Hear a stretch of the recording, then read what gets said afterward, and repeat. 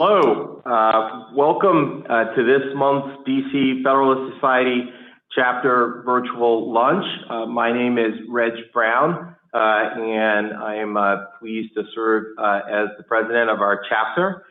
I trust that you've all ordered Chinese takeout and are settled in for a great presentation and discussion consistent with the finest traditions of our organization. I am awaiting my order of Kung Pao chicken and Szechuan beans, which should be arriving by drone delivery any minute. I've received a last minute note from Jeffrey Tubin, who says that he's otherwise occupied and will not be able to join us today, which is too bad. We're pleased to be joined today by the distinguished lawyer, historian, and author Michael Barone, who literally wrote the book on American elections and political activity. That book is called The Almanac of American Politics and has been published consistently every other year from 1972 through 2020. The Almanac is chock full of amazing data and is now nearly 2,000 pages in length. In connection with his work on the Almanac, I'm told that Mr. Barone has traveled to all 50 states and all 435 congressional districts. I'd like to know whether he's also made it to Guam and Puerto Rico as well, or if they're on his list. Mr. Barone is a graduate of Harvard University and the Yale Law School, where he was editor of the Yale Law Review, and following law school clerk for Judge Wade McCree on the Sixth Circuit. Mr. Barone has received the Bradley Prize from the Lynn and Harry Bradley Foundation and is also a recipient of the Barbara Olson Award and the Carey McWilliams Award from the American Political Science Association. Those of you who are members of our beloved society know that we do not take positions as an organization on political issues, but this being DC, the set of issues around elections are of great interest for a whole host of reasons. There are fascinating constitutional and statutory issues tied to campaigns, campaign finance, election results, and the mechanics of the Electoral College, for instance. Likewise, the results of this year's election may have extraordinary implications for the courts, including possibly the size and membership of the Supreme Court in the years to come. I'm sure that all of these issues will come up today, and whether you are a conservative, a libertarian, a progressive, or something in between, I know that you will find our guests insightful and informative. The format that we're going to follow today will start with a presentation from Mr. Barone, after which you are welcome to put questions into the chat function, and I will try to faithfully recount those questions to Mr. Barone. So with that, we're all excited to hear from our guests, and I'll turn it over to you, Michael. Well, thank you very much, Reg. It's very nice to be with you, giving my quadrennial pre-election talk to the Federalist Society. As you note, among my credentials in life, I am a graduate of the Yale Law School. I like to say that's the next best thing to no law school at all. And I can claim to have a professional career in the law. I was a law clerk for 2 years to Judge Wade H. McCree Jr. of the United States Court of Appeals for the Sixth Circuit. And at a time when the Sixth Circuit was a very collegial court, I also engaged to some extent in the private practice of law, and to the extent of 4 billable hours, for which I was paid for 2. So consequently, I moved on to other things. I like to say that I've moved in my professional life from one career to another, each successive one which tends to pay less and to have a lower degree of integrity and intellectual honesty than the one before. So I started off in the law at a very high level, obviously, by those criteria. Then I took a small step down to political consulting, and then rather a steeper plunge into journalism. And the only thing now left for me is academia.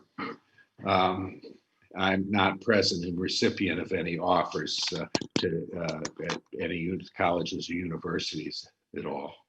As I recall, when I spoke to this group back in 2008, I began by saying, you can't win them all. I don't think I began this way 4 years ago in 2016, but I do begin today by acknowledging that the president, who has probably appointed more Federalist Society members to like federal judgeships than any other president in history, is trailing the noted legal scholar who was for 16 years chairman of the Senate Judiciary Committee, Joe Biden, by a 7.9% margin in the Real Clear Politics average of recent polls. That's down from 10% 10 days ago, but it's still well behind. And if we were interpreting these poll numbers in any, without the knowledge of the 2016 election before us, I think that we might very well just say, well, this election is over. With 11 days to go, Joe Biden has a lead popular vote over outside the margin of error and so forth. It is larger than the last poll that in 1948, which showed Thomas Dewey 5.0% of Harry Truman in the last Gallup poll conducted in 1948. That was a poll that was conducted between 9 and 19 days before Election Day. They figured it was all over and there was no reason to go out and do what you had to do then in polling, which was conduct door-to-door interviews and then send the interview responses back to the head office by post office, at which point they would be hand tallied by clerks who would, put four vertical lines and one horizontal line to tally each 5 votes. It was a time-consuming thing, and they didn't figured they had enough time to do it. And of course, that resulted in one of the biggest upsets in the history of polling, which now goes back to 1935, 85 years ago. But I see 2 reasons for caution about overconfident extrapolations from those poll results to who is going to be elected president in the result when people will be voting on Election Day, November 3rd, or when the election is decided, when the votes are counted at some subsequent date.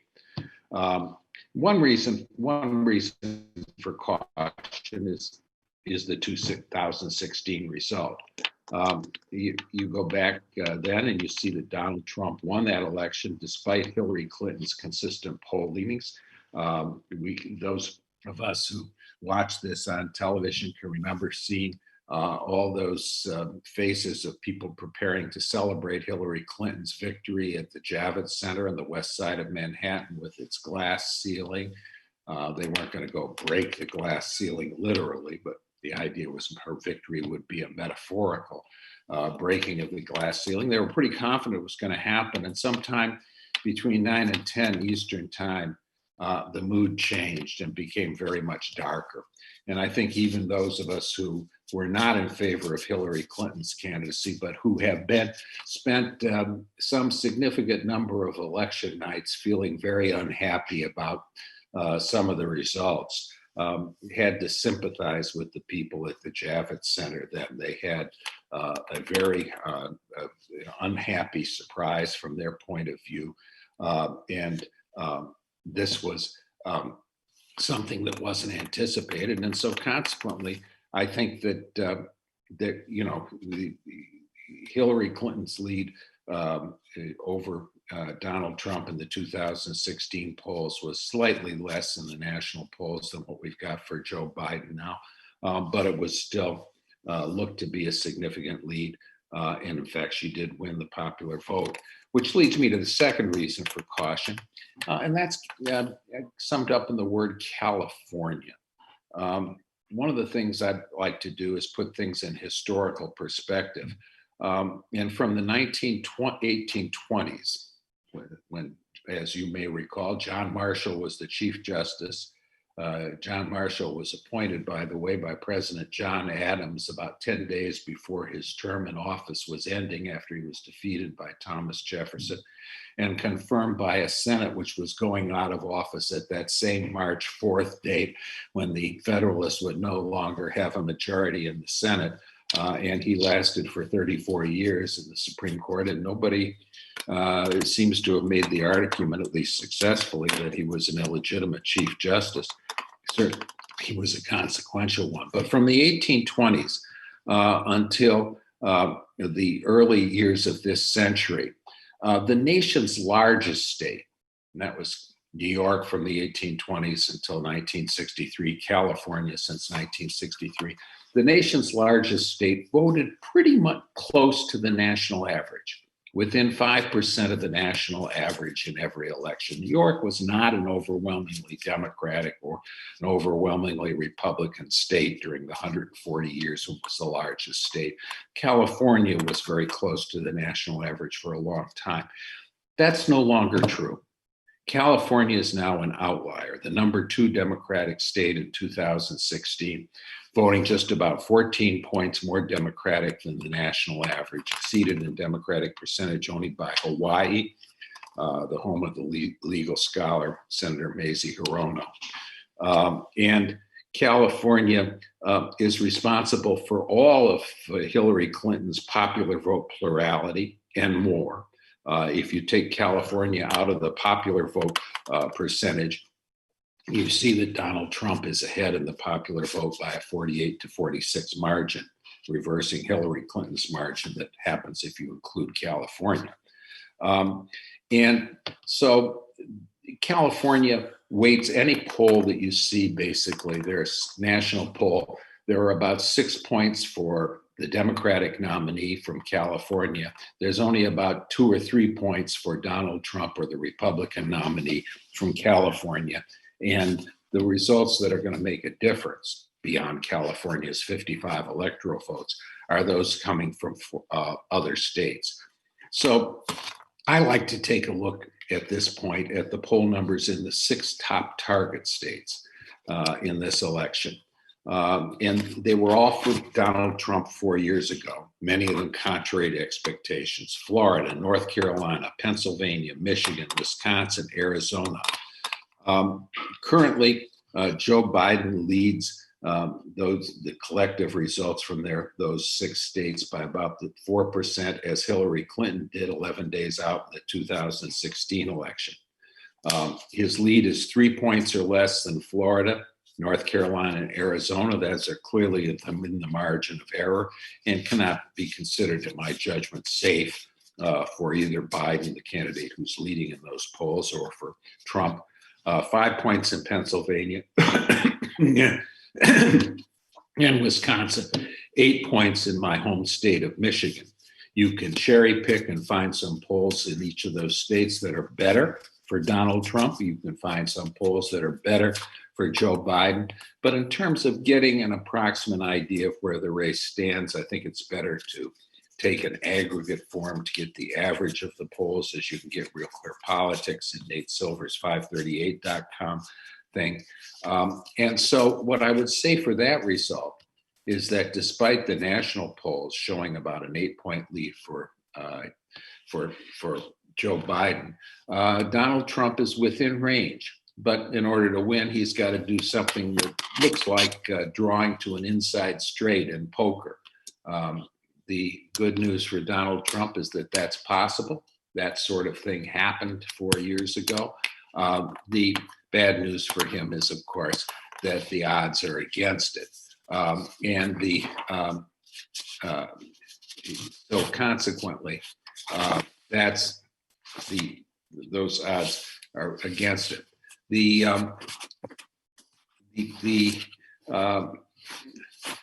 So basically, polls polls aren't always tilted towards the same party in election after election. 2016 national poll showed Hillary Clinton leading the popular vote by 3 points. She led it by 2 points. It's very close given limitations of polls. The polls in some of these states like Wisconsin and Michigan were either few and far between or were far off the final result, indicating either a late move, an unusual turnout, or the fact that the polls just didn't hit target and were wrong. But the polls tilted towards the Democrats in 2016. You go back 4 years, 2012, they tilted towards the Republicans. Pollsters try to learn from their errors, and sometimes they try to compensate for them. Sometimes they overcompensate, go too far in the other direction.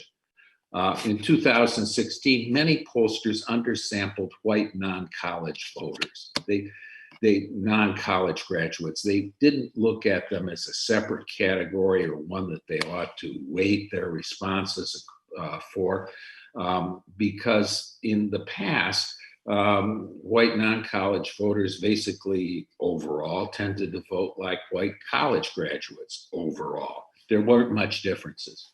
But basically, going back a few cycles, you can see this movement started, but it became a kind of crescendo in 2016. Non-college whites have been trending Republican, especially in 2016. White college graduates have been trending Democratic. We saw that in 2016 and more in 2018 in the off-year elections. This time, many pollsters have taken care to try and adjust their sample or to weight their responses in order to reflect the percentage that white non-college voters have in the electorate as a whole. A percentage that, by the way, has been larger than what is recorded in exit polls that the consortium hired by the television networks and other news organizations has indicated. Other pollsters are not adjusting for white college status and are at risk, in my judgment, of missing changes here. So basically, non-college white votes were for Trump. He did much better with that group than basically any Republican has done before, going back at least to Ronald Reagan in 1984. In some cases, he's done better, like Western Pennsylvania. He ran ahead of Ronald Reagan among that group. And so he won 100 electoral votes that Mitt Romney had lost in 2012 in Florida, Pennsylvania, Ohio, Michigan, Wisconsin, Iowa, and that one vote in the 2nd Congressional District of Maine. He came within 1, 2, or 3 points in 3 states with 20 more electoral votes: New Hampshire, Minnesota, and Nevada. The question now is, overall national polls are showing him doing worse among white non-college voters, including, but maybe particularly among women. There's some danger when you look at overall polls and try and slice up the electorate that the sample size is so small, that the error margin is so large that you can't really make assumptions about it. Even as he's running slightly better, it seems, than 4 years before among Black American voters, among voters classified as Hispanic, despite the charges that are constantly made, usually without any supporting evidence that Trump is a racist. He seems to be doing somewhat better with those voters. The key state, in my view, in many ways, is Pennsylvania. And it's interesting that for those of you who watched the debate last night, President Trump seemed to be very careful about informing voters after Vice President Biden indicated that he wanted to phase out fracking and fossil fuels and so forth. He said, "Pay attention, Pennsylvania." He was aiming at those electoral votes. So basically, my overall assumption is there's still a chance for Donald Trump. We've had some 45 million votes have already been cast by people voting early. The voting by people voting by mail is heavily tilted towards Democratic voters because, as we've seen in response to the coronavirus, Democratic voters and Democratic politicians have been more risk averse and more unwilling to participate in crowd events. You've got the teachers' unions insisting that schools not be reopened despite the overwhelming evidence that there's no significant danger of deadly disease for either students or teachers. And so you see a lot of Democratic voters have wanted to vote by mail this year. That's going to be something of a problem in counting the votes in some of these states, which are not used to having a large number of votes delivered by mail. And I believe it's the case in Pennsylvania and Michigan, for example, that election group people clerks are not allowed to count those votes until election day. Some other states, they're able to count them early. We've had some decisions in which the Supreme Court has actually taken a part in some cases where typically it's Democrats who want to extend the time during which votes can be submitted or ballots. Republicans have tended to say, no, we've got to enforce the rules that are in force there. In most of those cases, the Democrats have not prevailed, although in Pennsylvania, with a decision of their Supreme Court and an evenly divided U.S. Supreme Court, they have. I think, let me address one other set of elections that I think is particularly important to Federalist Society members, or to many of you. And that is the Senate races. It's a subject of more than minimal interest because we currently have a 53-47 Republican Senate race, which seems clearly will confirm its third successive Supreme Court justice in the last 4 years in Amy Coney Barrett on Monday. We have the Republicans seem sure to pick up one seat by beating the Democrat Doug Jones in Alabama, heavily Republican state where he was able to win against a really wacko candidate. In Michigan, candidate John James, the Republican nominee, is not far behind Gary Peters, who for some period of time has been the U.S. senator with the lowest substantive name ID in his home state. But Republicans are in danger of losing many other seats. Cory Gardner and Martha McSally seem to be far behind in Colorado and Arizona. Other Republican incumbents trailing within the margin of error include Joni Ernst in Iowa, Tom Tillis, North Carolina, Susan Collins in Maine. Republicans have scarily narrow leads in seats in South Carolina, Georgia, Kansas, and Montana, all states that Donald Trump carried 4 years before, and at least 3 of which he's expected to carry easily, Georgia being the exception this time. I think there's a possible upset. If I had to identify an upset at this point, I might pick John James in Michigan, or maybe Jason Lewis, the Republican challenger to Senator Tina Smith in Minnesota. There was one recent poll showed that a close race. We're waiting to see if there are going to be others. In the House, it seems pretty clear that Nancy Pelosi's Democrats will retain and marginally increase their majority, which is currently at 232-203.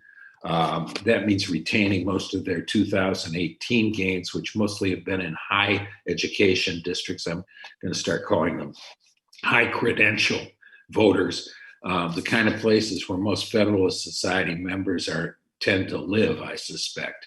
I always say, if you want to see areas that have turned against Donald Trump, go get a directory of Harvard Law School alumni, to take one of a number of examples for Yale Law School alumni, Columbia, Chicago, whatever school you want, highly selective law school.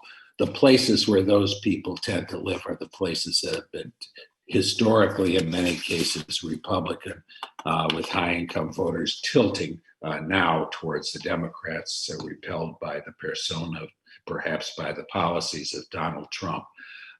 He seems to have been a too heavy load for any of them to carry.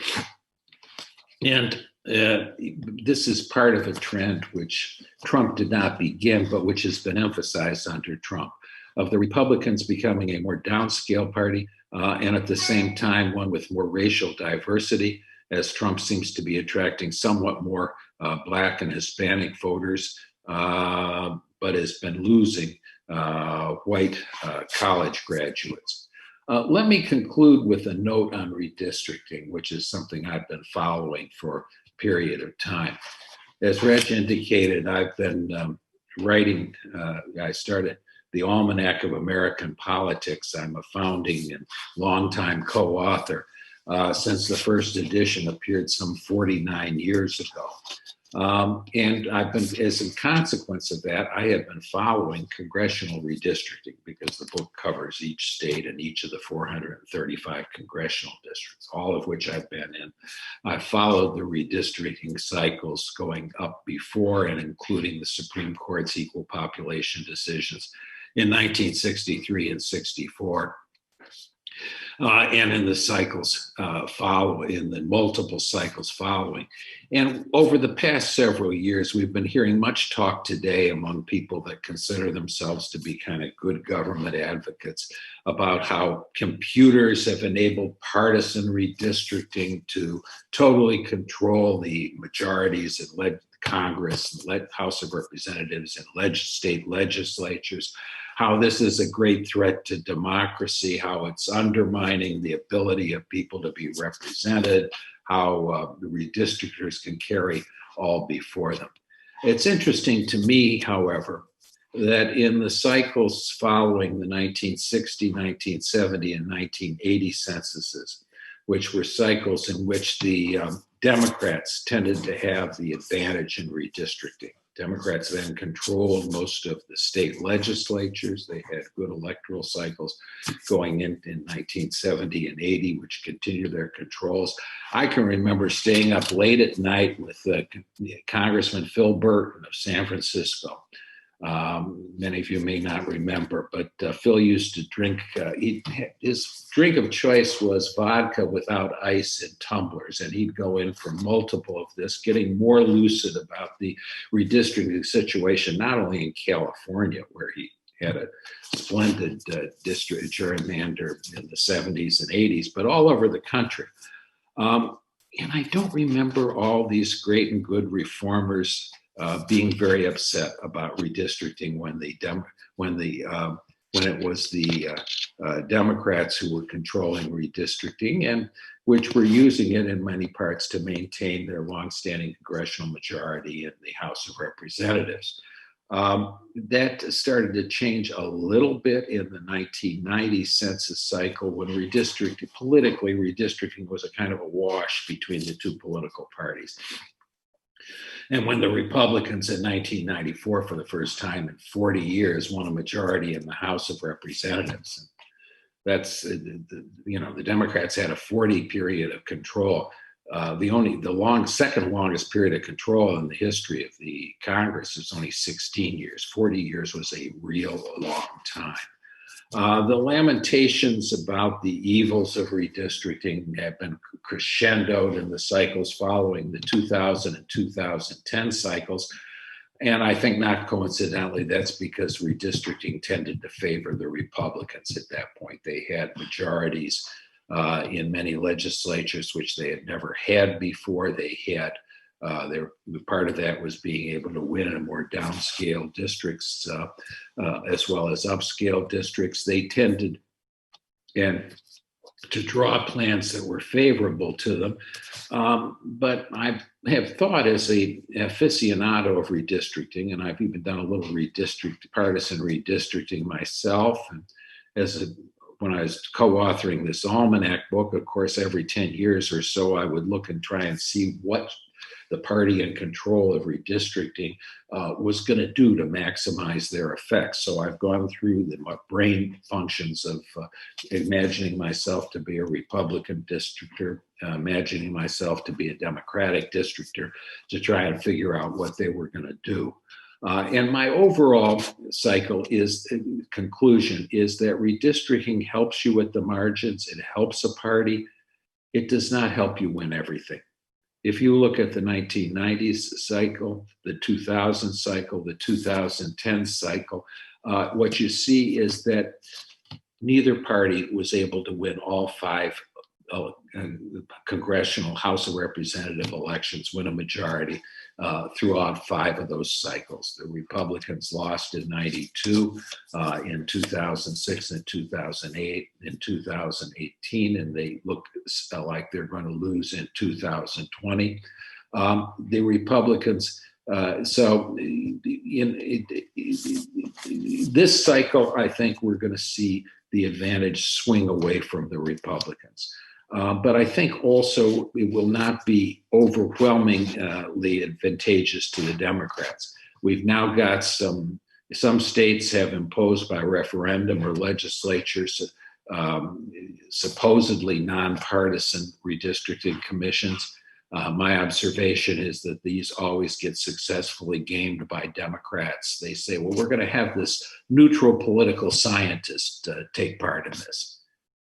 Political scientists across the country, about 98% Democrats. Your neutral political scientist is going to tend to favor a redistricting plan that looks a lot like what Democrats are going to want most of the time. And you've got limits by referendum imposed, for example, in Florida, a large state which is set to gain a couple congressional seats, which the Republicans have had the governorship in both houses of Congress. You've also got fewer states where either party has going into it, fewer states with large numbers of House districts, that where one party has the governorship and the 2 houses of the legislature. Or in North Carolina, the governor does not have the legislative veto on the redistricting bill. But in any case, I think that looking ahead, that means that the districting for state legislatures and for congressional districts will be less favorable to Republicans in the past. But I think that that is modulated by the fact that the Democrats have a disadvantage in any equal population districting plan because they tend to have their voters concentrated in a relatively few places. In central cities, some sympathetic suburbs, university towns, you find lots of places, you find areas as large as congressional districts voting 80 to 90% Democratic. You don't find 90% Republican congressional districts anywhere. Republican voters are spread more evenly around the rest of the country and around the rest of large states that elect large congressional delegations.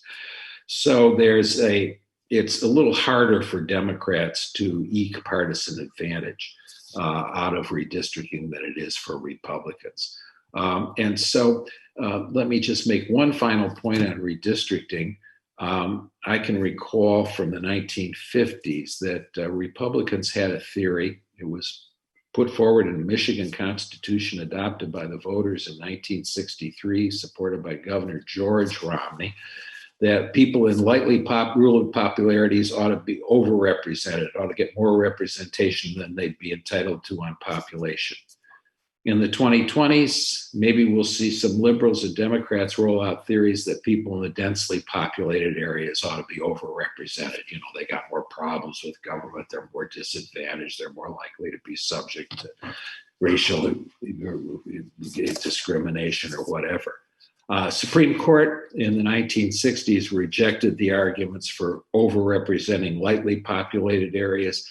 I expect the Supreme Court in the next decade to reject the arguments for overrepresentation of densely populated areas and perhaps to discourage people from making such arguments as people at all. But if the last 3 Supreme Court justices had been appointed by not by President Donald Trump, but by President Hillary Clinton, maybe that argument would get some traction. Elections have consequences. So I will just leave this bit of speculation about possible legal issues for whatever Federalist Society members like to take from it.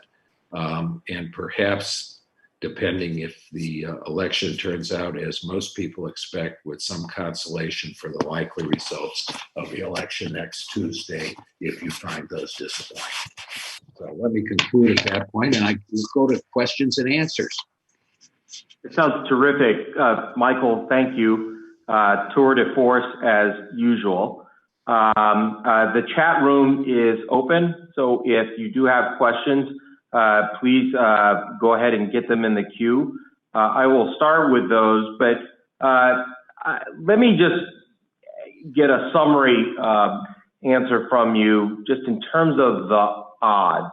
What do you think the odds are that we're going to know the winner by 11 o'clock on Tuesday night? This is very important to those of us who need our sleep. Well, to need your sleep, for those of you who need your sleep, my advice is take a long nap during the day, November 3rd. Look, if Florida tends to be tabulated pretty early. And one of the things that alerted many of us to what was happening in 2016 was the report that was relayed and got relayed over the internet, widely circulated, from a Democratic consultant in Tallahassee, Florida, who said, hey, we got problems here. We're carrying the Democrats, carrying the large counties in Florida by about what we need to carry them district-wide, if you extrapolate from the results in 2004, 2008, 2012, and all of which Florida was a very close election. And of course, 2000, the official count was 537. I think the Democrats stole another 500 votes, but that's kind of a moot point now, 20 years later. But the fact is, he said, look, but the smaller counties, the places where, he didn't say this, but I will say it, where you had a higher number of percentage of non-college graduate white voters, were getting clocked by worse margins than we've ever seen before. And that was the difference that enabled Donald Trump to carry Florida by 1%, and was a symbol that, to many of us also who know where that much of Florida, many of those smaller counties are filled with people who come from different parts of the Northeast, the Midwest, the South, that there was going to be problems for the Democrats as well in places like outstate Michigan, northern Wisconsin, Iowa generally, non-metropolitan Ohio, western Pennsylvania, because that's where these same people from Florida were coming from. So I'd say this, if Donald Trump is losing Florida, I don't think we'll have to wait long for a result. I think it's going to be hard for him to win with dropping the 29 electoral votes from what is now the third largest state in the nation, and so forth. It'll be possible, but it really gets to be unlikely. And also because those Florida voters have something in common with other people. If Florida looks like it's going to Donald Trump, then I think you've got a race that may go on for some time because of the greater propensity of Democratic voters to vote by mail, the results of which may not come in immediately on election night, and of Republican voters to vote in person on election day because they are less risk averse about being in public places. Thanks very much. Got a couple of questions. Republicans, you're going to have Trump leads in many states that may or may not be eroded. That's the so-called red haze phenomena, that Trump will look like he's leading on election day, and that's a haze, and it will eventually blow off as a blue wave emerges. Do you put much credibility in that theory? Well, I think something like that could happen if in many of these states, because it will take some time to count those votes. And I can imagine that some of these counts are going to be pretty seriously contested. I mean, we had lawyers going to the 67 counties of Florida in 2000. We may see lawyers flooding into a lot of places. I look back to the Washington state elections in 2004, I think it was, Dino Rossi versus Christine Gregoire. It seemed like the Democrats had a back closet in King County in Seattle where they had a whole bunch of extra votes they kept finding till they got enough to win the election. I've always been suspicious about that result, although Mr. Gregoire was declared the winner and served the 4 years of the term. But I think you may find some real controversy about that.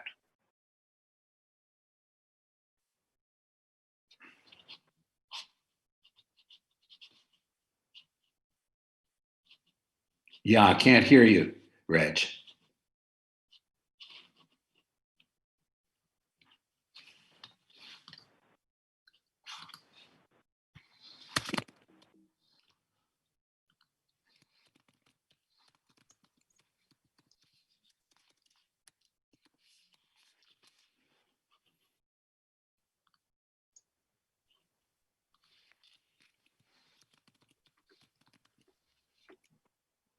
While Reg is, this is Gene Reuter.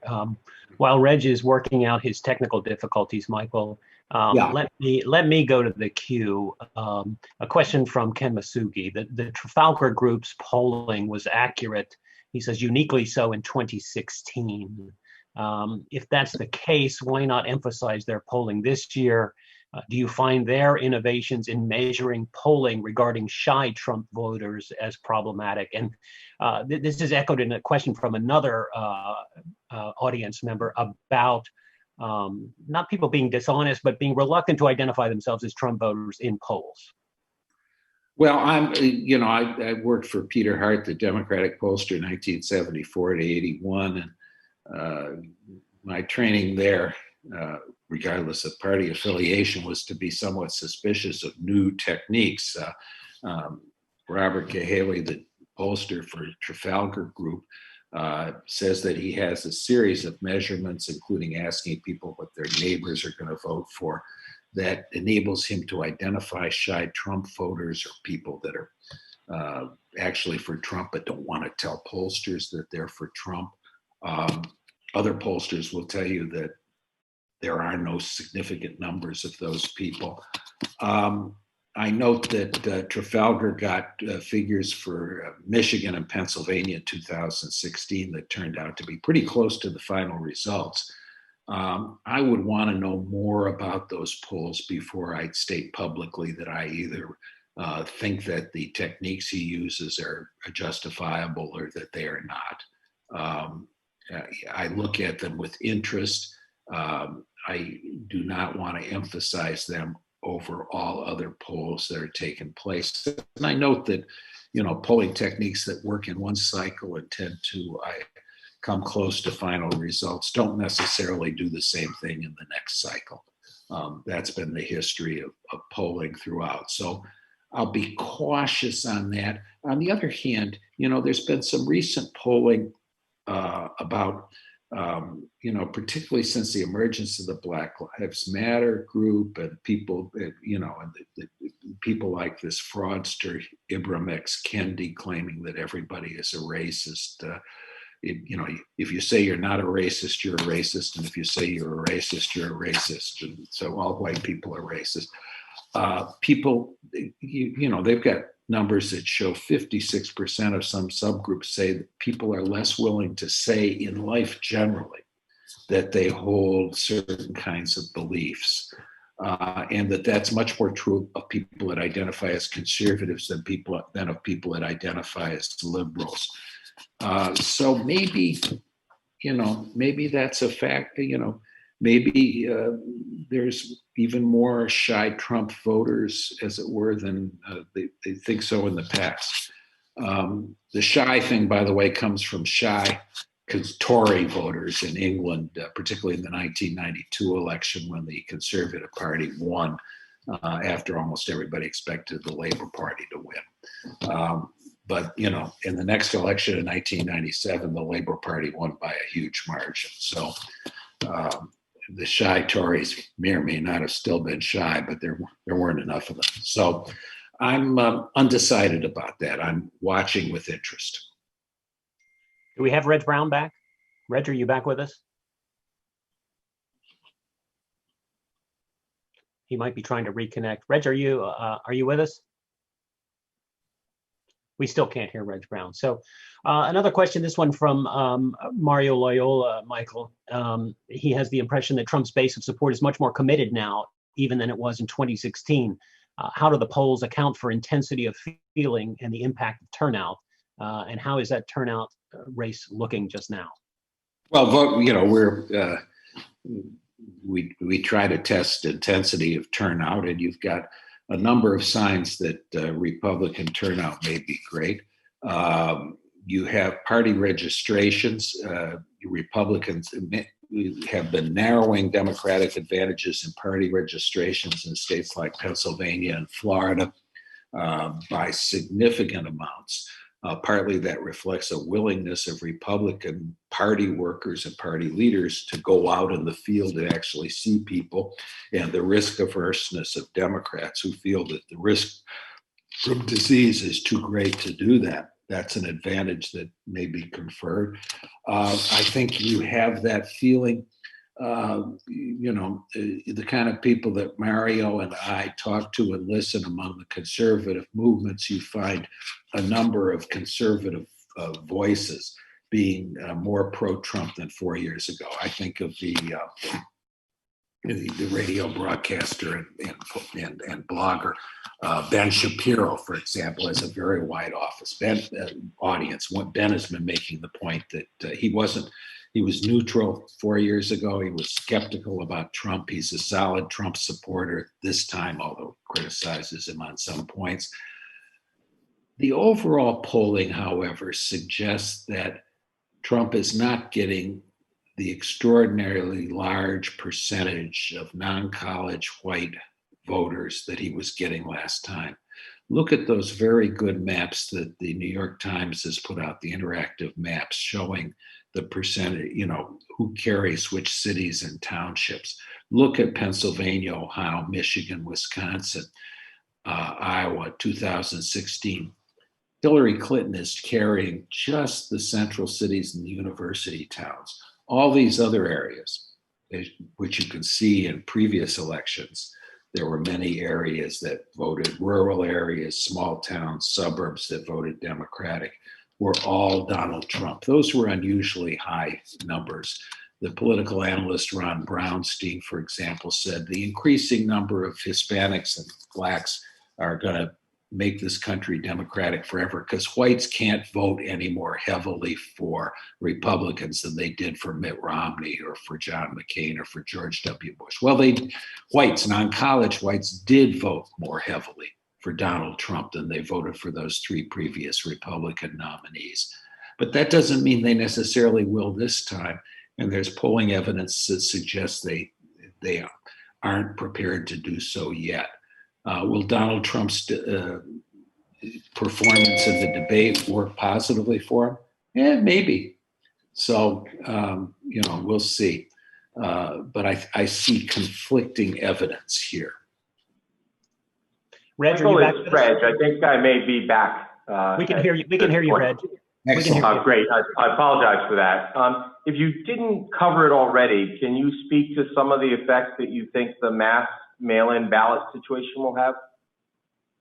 Well, the mail-in ballot situation, one thing I think it's going to be problematic for Democrats because when you mail in a ballot, often, and it's different in different states, you have two envelopes, basically. One of the outside envelope, you're supposed to sign your signature so that the counting people can verify your signature against the signature that's on file so that they signify that this is your ballot. And then then they take that envelope off and slough it off when they're counting. And then there's a second one that has no symbol of who you are and preserves the secrecy of the ballot.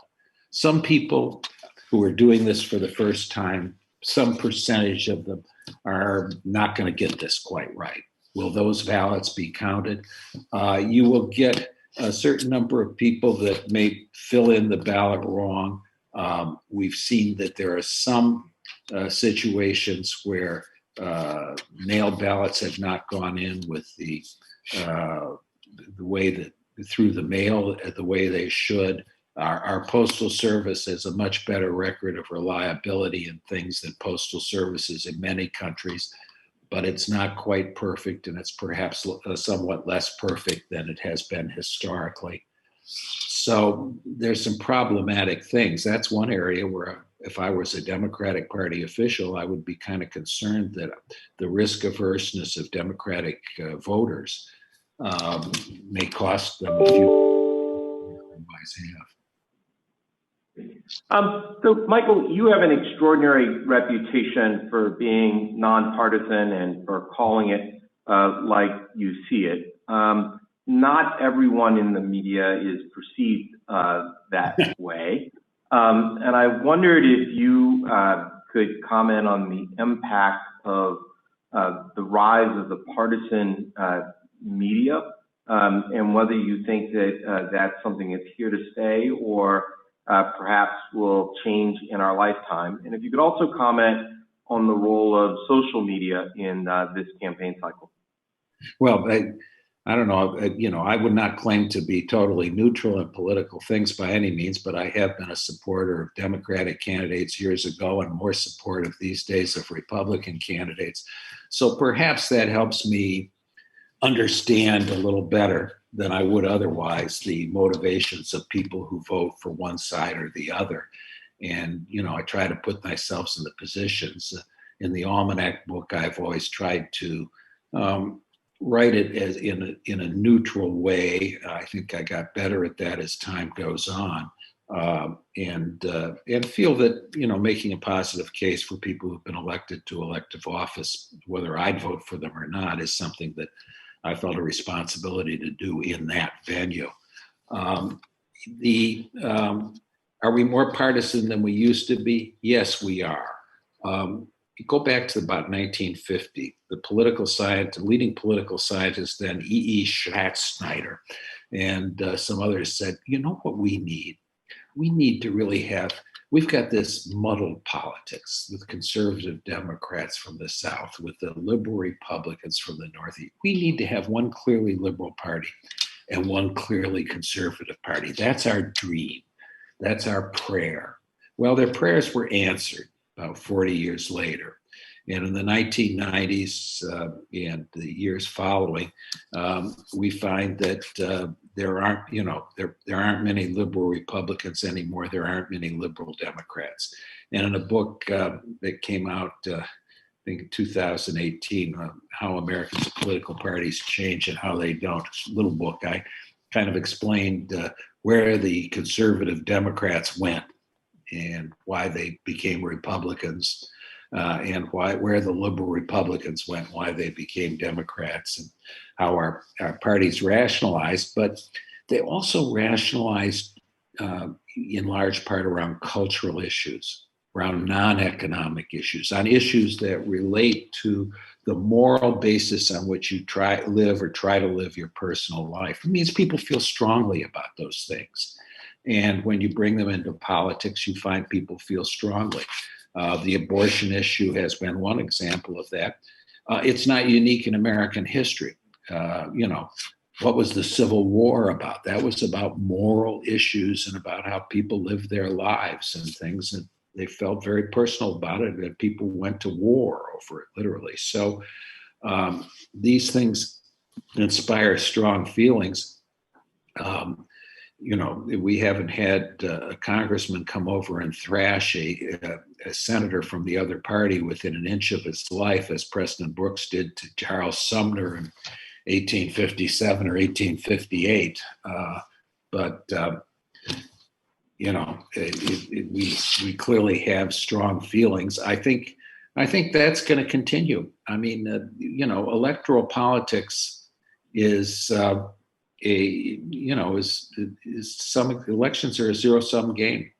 Electoral politics is competitive. It's an adversary process. It's not like elections to be president of the second grade where you're expected to vote for your opponent and all be nice to each other and things. It's serious things are at stake in terms of public policy and in terms of values and issues that people feel very strongly about. So I think that's going to continue to be the case. We have seen in these last 5 years, accelerated by the peculiarities, eccentricities, or uniqueness of Donald Trump, but not solely because of him, some changes in party positions, some changes in what issues are emphasized because the world has changed in some ways.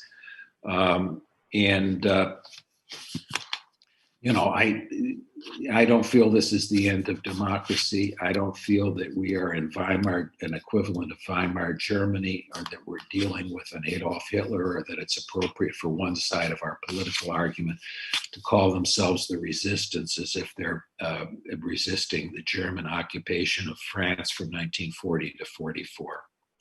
But, some other people disagree. So, Michael, given the common notion that Trump has a narrower base of support than maybe your standard Republican candidate, or is unattractive to many voters who would otherwise be inclined to support Republican candidates, why do you think he's running 1 to 3 points ahead of the Republican Senate candidates in battleground states like Iowa, North Carolina, and Arizona, if that is in fact the case? Well, I think I'm a little puzzled why he's running ahead of Republican Senate candidates, because 4 years ago, in fact, Republican Senate candidates ran a little ahead of Donald Trump. Pat Toomey in Pennsylvania, Ron Johnson in Wisconsin, and so forth. Rob Portman certainly in Ohio, so I think that was different at that time. One hypothesis is that it is difficult for it has been difficult for a Republican senator in these past 4 years to establish a personal profile, an identification with particular issues, some of which may, appeal to voters beyond the Republican half of the electorate. To do that, because Donald Trump is sucking up, and his opponents are sucking up all the oxygen in the air. And that's a working hypothesis. We'll see how that works out. One of the things I've noticed with Senate races is they can surprise. Remember, the Republicans captured a majority of the Senate in 2014. Go back 11 days before that election and see how many people were predicting that was going to happen, or see how how closely the polls were indicating. It looked like Mitch McConnell was in a very tight race in Kentucky 6 years ago in 2014. He ended by a wide margin. Thanks, Michael. I think we'll end on that note, that there could be a big surprise, and we will take a nap and hopefully be watching you. I don't know what network to plug for you. Will you be on air? TV. All right, great. Well, thank you so much for giving us your time today. Really thoughtful commentary, incisive as always. For those of you in the society, I wanted to remind you that we are coming up on the first ever virtual Federalist Society convention. It will be free of charge. Registration is apparently now open on the FedSoc website. We've got very exciting speakers lined up this year for the national convention. I think the media will be very disappointed because they'll be able to watch the whole thing, and if they're not careful, they may learn something. So excited about that. Hope that you all will go ahead and register. And again, Michael, on behalf of all of us, thank you very much. We owe you a good Chinese lunch, which hopefully we'll be able to make good on in the coming year. Thanks everybody for your time. Thank you.